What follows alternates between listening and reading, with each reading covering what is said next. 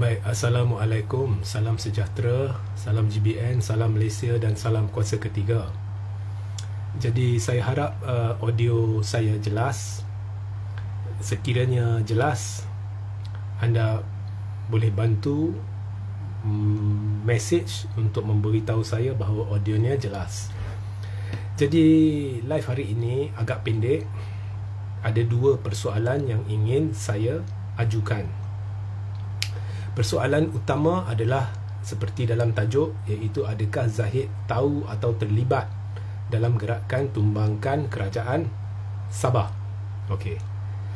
Dan sebelum saya huraikan, pastikan anda tonton live saya semalam di YouTube Regi Jesse Rita Udin.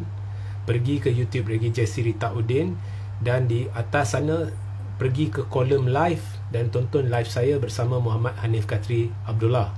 Ya. Berhubung petition Najib ke Pertubuhan Bangsa-Bangsa Bersatu. Baik.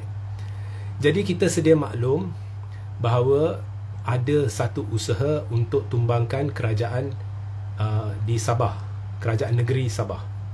Okey.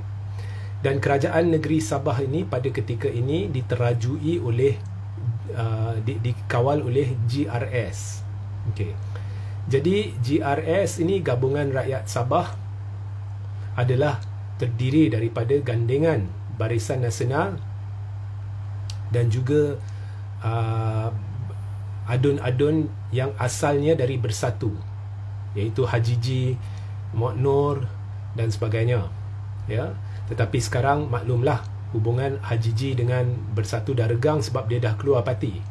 Okey. Jadi Haji G ni Menteri Besar Sabah. Okey. Kalau sebelum PRU 15, ianya gandengan Barisan Nasional dengan Perikatan Nasional. Tetapi setelah Haji G dan beberapa ahli Bersatu ni keluar parti, ianya kini adalah gandengan mereka yang menjadi ahli langsung GRS dan juga Barisan Nasional. Okey. Now, bila tahun lepas, bila berlaku pilihan raya negeri Sabah, memang bila Barisan Nasional dan Perikatan Nasional berganding bahu, mereka menang besar di Sabah.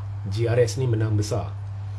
Selepas kemenangan itu, timbul pergelutan sedikit jawatan Menteri Besar. Okay. Now, memang pada ketika itu Bong Mokhtar dari UMNO ingin menjadi Menteri Besar. UMNO juga, Zahid juga ingin Bong Mokhtar menjadi Menteri Besar.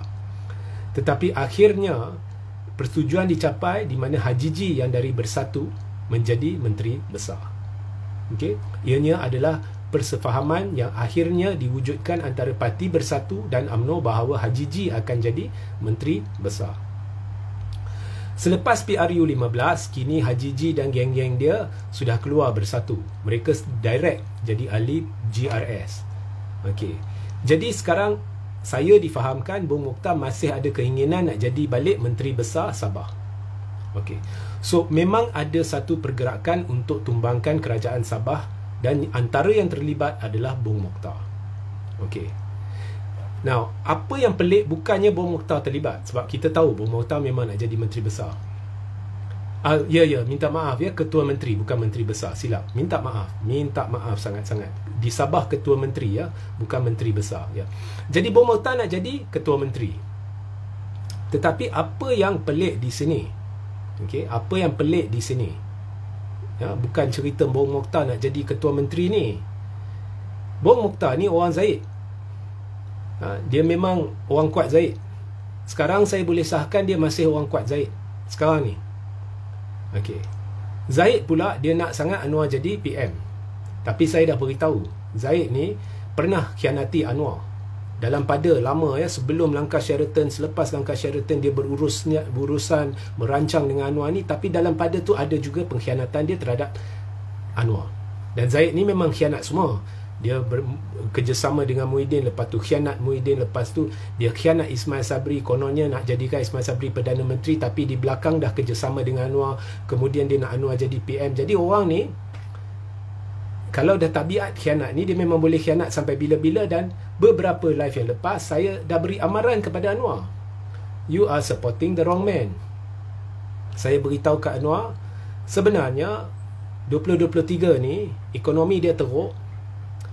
Jadi ada keikhlasan pihak tertentu dalam Perikatan Nasional dan juga Barisan Nasional selain Zahid yang bersetuju sekiranya kerajaan pimpinan Anwar dikekalkan tidak diganggu untuk at least 2023 tak diganggu. Cuma mereka tak boleh terima ni Anwar naikkan Zahid jadi Timbalan Perdana Menteri. Okey, mereka tak boleh terima. Mereka tidak ingin pelibatan Zahid dan kluster mahkamah dan kleptokrat termasuk dari UMNO. Jadi saya beritahu Anwar, jika anda fikir dengan letak Zahid ni anda selamat, maka kumpulan-kumpulan yang ingin berkompromi ni mereka tidak akan berkompromi lagi dan mereka akan teruskan usaha untuk tumbangkan Zahid. Dan kemudian jika Zahid sudah tumbang, mereka semestinya tidak ingin kerjasama dengan PH lagi, maka kerajaan PH boleh tumbang. Ya, dan GPS memang akan ikut BN pergi mana-mana. Sebaliknya, jika Anwar menunjukkan keikhlasan dan menggugurkan Zahid dan pihak-pihak yang berkait dengan kluster mahkamah ni, jadi boleh mungkin ada satu kompromi dicapai di mana kerajaan perpaduan sebenar-benarnya boleh diwujudkan untuk satu tempoh yang tertentu. Ya, tidak akan diganggu-gugat. Okey. Sebab Zahid ni memang pengkhianat. Okey. Jadi yang pelik berhubung dengan usaha kumpulan yang diwakili juga oleh Bong Mokhtar untuk tumbangkan kerajaan negeri Sabah. Bong ni orang kuat Zahid. Jadi adakah Zahid tahu atau terlibat secara tidak langsung dalam usaha tumbangkan kerajaan pimpinan GRS di Sabah ni? Ya, saya pelik sebab GRS ni sekarang pro Anwar. Jadi adakah Zahid secara tidak langsung sudah mula bersama Bong gerakan untuk khianat Anwar? Ini saya tertanya-tanya lah sebab Bong ni orang kuat Zahid. Tak salah saya tanya. Sebab memang pelik. Memang pelik. Ya. So itulah persoalan sebenar. Adakah Zahid tahu atau terlibat ke apa ke dalam gerakan ni? Ini menjadi tanda tanya. Okey. So itu sahaja yang ingin saya sampaikan di sini. Ya.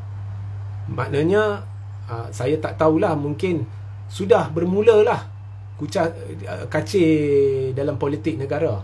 Ya. Bermulalah usaha-usaha nak tumbangkan sini, tumbangkan sana lah. Dan bukannya tak lain tak bukan orang yang dikira orang kuat Zahid. Jadi ini kena tanya Zahid lah. Okey. So sehingga kita berjumpa di lain masa. Assalamualaikum, salam sejahtera, salam GBN, salam Malaysia dan salam kuasa ketiga.